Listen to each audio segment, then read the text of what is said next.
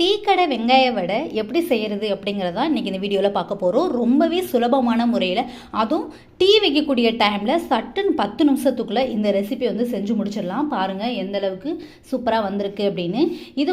இந்த ரெசிபி செய்கிறதுக்காக நம்ம கடைகளில் போய் எந்த ஒரு திங்ஸும் வாங்கணும் அப்படின்னு தேவையில்லை. வீட்டில் இருக்கக்கூடிய வெங்காயம், அதுக்கப்புறம் பச்சை மிளகாத்தூள், நெக்ஸ்ட்டு மாவு, என்ன மாவு சேர்த்துருக்கேன் அப்படின்னா கோதுமை மாவு, கடல மாவு, அரிசி மாவு. உங்கள்கிட்ட கடல மாவு இல்லை, கோதுமை மாவு மட்டும்தான் இருக்குது அப்படின்னா ஓகே, அதையும் வச்சு செய்யலாம். அப்படி செய்யக்கூடிய ஒரு சிம்பிள் அண்டு சூப்பரான ரெசிபி தான் இன்றைக்கி இந்த வீடியோவில் பார்க்க போகிறோம்.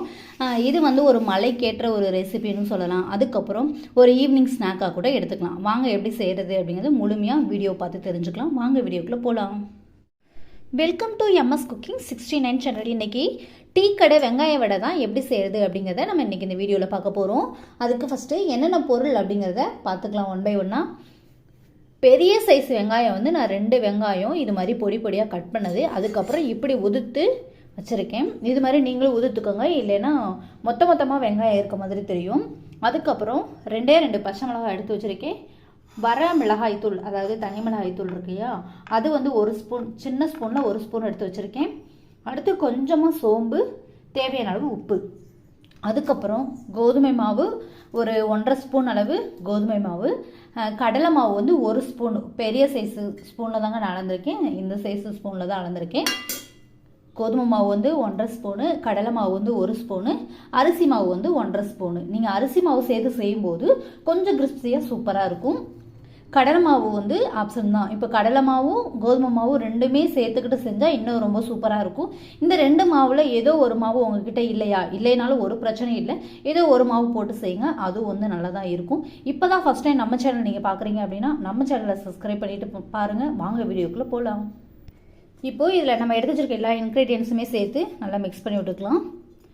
நீங்கள் மிளகாய்த்தூள் கம்மியாகவே சேர்த்துக்கோங்க, ஏன்னா நம்ம பச்சை மிளகாய் வேறு போட்டிருக்கோம். அதுக்கப்புறம் கோதுமை மாவு வித்து கடலை மாவு 2ஐயும் சேர்த்துக்கலாம். நீங்கள் மாவெல்லாம் அதிகமாக சேர்த்துக்கிட்டிங்கன்னா அது வடை மாதிரி இருக்காது, போண்டா மாதிரி ஆயிரும். இது அரிசி மாவு. அரிசி மாவு எப்பயுமே நீங்கள் சேர்த்துக்கும் போது அதை ஒரு சல்லி வச்சு சலிச்சுட்டு அதுக்கப்புறம் சேர்த்துக்கோங்க. ஏன்னா அதில் அரிசி மாவில் டக்குன்னு வண்டு வச்சிரும். இப்போது கொஞ்சமாக தண்ணி கலந்துக்கலாம். கொஞ்சமாக தண்ணி கலந்து மிக்ஸ் பண்ணிக்கலாம். நிறைய தண்ணி கலந்துட்டோம் அப்படின்னா எண்ணெய் அதிகமாக குடிக்க ஆரம்பிச்சிடும். அதனால் நீங்கள் கொஞ்சமாக கலந்து மிக்ஸ் பண்ணி எடுத்துக்கலாம். இப்போ நான் இதை கலந்துட்டு காட்டுறேன். இது மாதிரி கலந்து எடுத்துக்கோங்க. நீங்கள் நிறைய தண்ணி கலந்துறீங்க அப்படின்னா இப்போ நம்ம சேர்த்துக்கிட்ட மாவு எல்லாமே ஒரு கால் ஸ்பூன் சேர்த்துக்கிட்டு கலந்து எடுத்துக்கோங்க.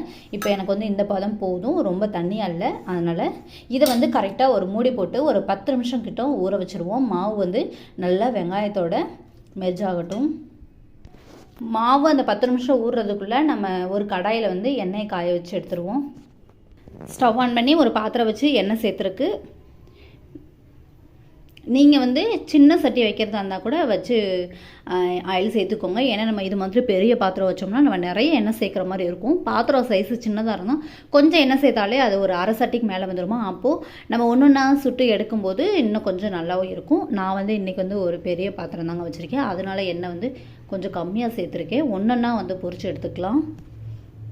இப்போ இது கூட நீங்கள் கொத்தமல்லி இலைகள், அதுக்கப்புறம் கருவேப்பிலை இதெல்லாம் பொடி பொடியாக கட் பண்ணி சேர்த்துக்கிட்டால் இன்னும் சூப்பராக இருக்கும், மணமாகவும் இருக்கும். எண்ணெய் நல்லா காஞ்சிருச்சு. இப்போ நம்ம ரெடி பண்ணி வச்சுருக்க வெங்காயத்தை வடை சேப்க்கு தட்டி போட்டுக்கலாம். ஃபஸ்ட்டு கொஞ்சமாக இப்படி எடுப்போம்.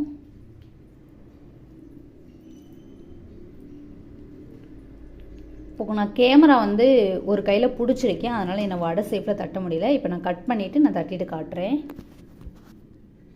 நெருப்பு மீடியமாக வச்சுக்கோங்க. லைட்டாக வெந்ததுக்கப்புறம் ஃபஸ்ட்டு பெரட்டி கொடுக்கணும். ஏன்னா நம்ம போட்ட உடனே பெரட்டி கொடுத்தீங்க அப்படின்னா வெங்காயம் தனித்தனியாக பிரிஞ்சு வந்துடும். பாருங்கள், மாதிரி ஒன்றுனா கூட நம்ம பொரிச்சு எடுத்துக்கலாம். கொஞ்சம் கூட பிரிஞ்சு வரல, பாருங்களே எண்ணெய் எவ்வளோ சுத்தமாக இருக்குது அப்படின்னு. நம்ம சொன்ன அளவு நீங்கள் பொருட்கள் எல்லாமே சேர்த்துக்கோங்க. இப்போ இது வெந்துருச்சு, இது தனியாக எடுத்து வச்சிடலாம். இதே மாதிரி நம்ம ரெடி பண்ணி வச்சுருக்க எல்லா மாவுகளையுமே போட்டு நான் பொரிச்சிட்டு காட்டுறேன்.